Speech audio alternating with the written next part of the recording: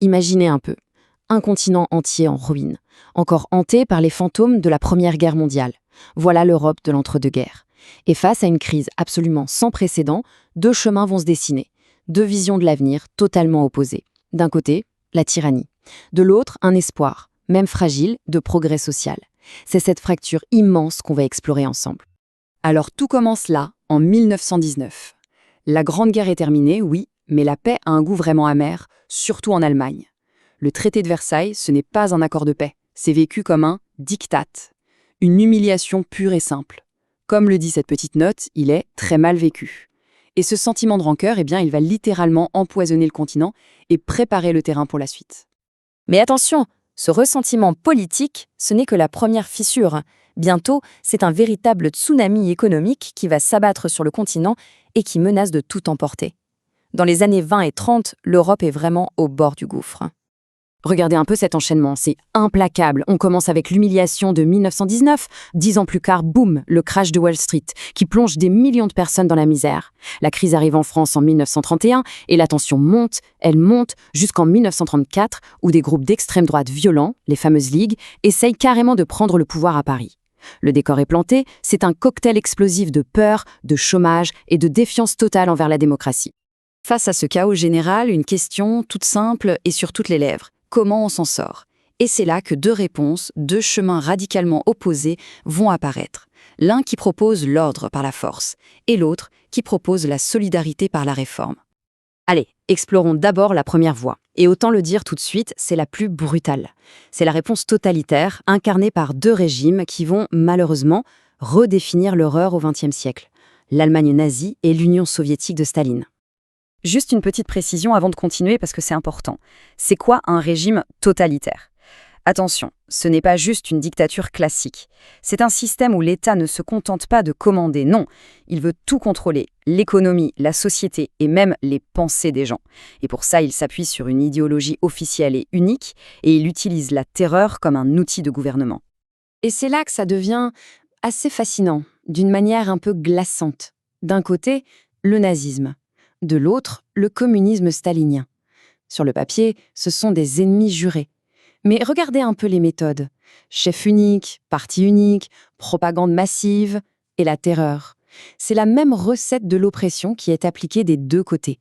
Si on zoome sur l'Allemagne, on voit que tout le système repose sur un seul homme, le Führer Adolf Hitler. Son pouvoir se veut absolu, total. Son idéologie, qu'il a écrite noir sur blanc dans Mein Kampf, elle repose sur deux piliers. D'abord une propagande de tous les instants pour formater les esprits, et surtout une vision du monde basée sur la haine raciale. Et cette vision, elle est terrifiante. Tout en haut de la pyramide, on trouve la prétendue race supérieure des Aryens. En dessous, les autres.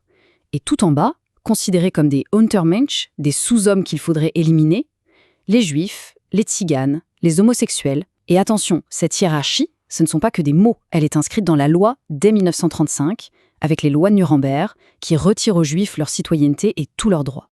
Pendant ce temps-là, en Union soviétique, Staline met en place sa propre vision totalitaire. Ici, l'ennemi n'est pas racial, il est économique. L'ennemi, c'est la propriété privée. Et pour l'éliminer, il va lancer une politique d'une brutalité absolument inouïe, la collectivisation. Cette carte, elle montre bien l'ampleur du choc. Regardez la différence en à peine 10 ans. C'est tout le paysage agricole du pays qui est redessiné de force. On raye de la carte les petites fermes familiales pour les remplacer par d'immenses fermes collectives, les kolkhozes. Le coût humain de cette opération est épouvantable et il va provoquer des famines monstrueuses, en particulier en Ukraine. Pour imposer de telles visions, il faut comprendre que la violence n'est pas un accident. C'est le cœur du système. En URSS, ça passe par le goulag, les grandes purges, le culte de la personnalité de Staline. En Allemagne, ce sont les camps de concentration, la SS.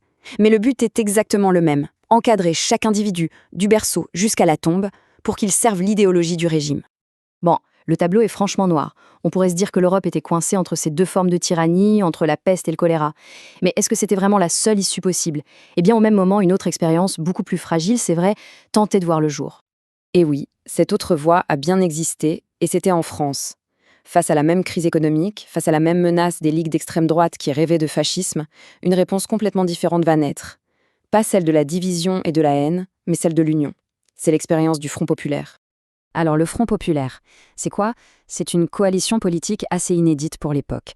Elle rassemble les socialistes de Léon Blum, les communistes, et les radicaux, qui sont un parti républicain plus modéré.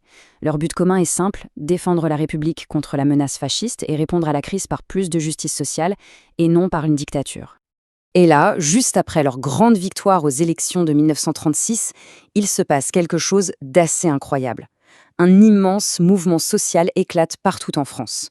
Mais attention, ce ne sont pas des grèves de colère ou de désespoir, non, ce sont des grèves festives. On occupe les usines dans la bonne humeur. On les a même surnommées les grèves de la joie. C'est un formidable message d'espoir qui va pousser le nouveau gouvernement à agir très vite. Et le gouvernement a bien reçu le message. En juin 1936, les accords de Matignon sont signés. Et là, on peut parler d'une véritable révolution sociale. Pour la première fois, on a des augmentations de salaire pour tout le monde, on reconnaît le droit des syndicats, on passe la semaine de travail à 40 heures et surtout, on crée les congés payés. Il faut vraiment s'arrêter une seconde sur cette mesure, les congés payés. Ça nous paraît tellement évident aujourd'hui, mais à l'époque, c'est un changement de vie radical.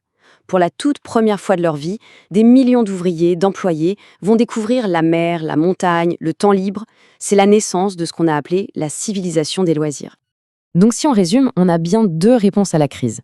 D'un côté, la terreur et l'oppression. De l'autre, la réforme et le progrès social. La question maintenant, c'est où est-ce que ces deux chemins ont mené l'Europe? Eh bien, leurs héritages ne pourraient pas être plus opposés. Ce tableau y résume tout parfaitement. D'un côté, on a Hitler et Staline. Leurs outils? La terreur, la propagande, la guerre. De l'autre, on a Léon Blum. Ses outils, les élections, les grèves, la négociation sociale. Forcément, les moyens déterminent la fin. D'un côté, ça mène à la guerre et à l'oppression. De l'autre, à des droits sociaux qui, eux, vont durer. La voie totalitaire ne pouvait mener qu'à la guerre. C'était inévitable. Dès 1938, Hitler commence à annexer ses voisins. Mais le vrai coup de théâtre, le truc que personne n'avait vu venir, c'est en août 1939. Les deux pires ennemis du monde, l'Allemagne nazie et l'URSS communiste, signent un pacte secret pour se partager la Pologne. Une semaine plus tard, l'Allemagne envahit la Pologne et le monde bascule une nouvelle fois dans l'horreur de la guerre. Et le Front populaire dans tout ça? Bon, l'expérience en elle-même n'a pas duré longtemps, c'est vrai. Minée par les problèmes internes et la menace de la guerre, elle s'arrête en 1938.